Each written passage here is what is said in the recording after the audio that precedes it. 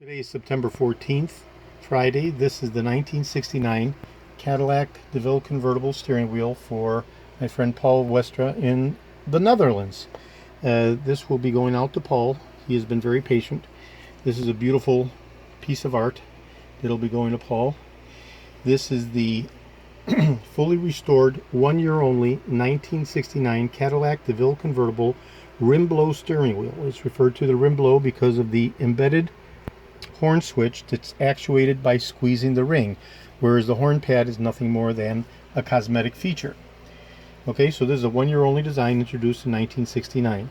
It has the beautiful wood grain inlay imitation, just like in 1969. Period correct, totally beautiful. The horn pad has been revitalized. The Cadillac crest has been retouched, and the silver argent inlay has been replicated on the horn pad. So this is a period correct 1969 Cadillac DeVille convertible restored steering wheel going out to my friend Paul Westra in the Netherlands. The unit is complete. It's equipped right now with the backing cover for the tilt and telescopic steering wheel and the steering column telescopic bowl for the tilt and telescopic variant of the steering column. Okay, but that can be swapped out. It includes all the electricals and the horn spring, which is now held in place with 3 retainer clips.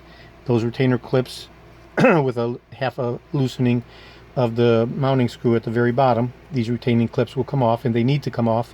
They should not be left on, or else the horn won't work and the unit will be short. So that's what supplies the positive power to the steering wheel for the horn actuating blowing. So in 1969, the horn pad is merely a cosmetic feature. It's non-functioning, and the horn is actuated by the rim blow switch. And that'll be video number 2. Thank you very kindly.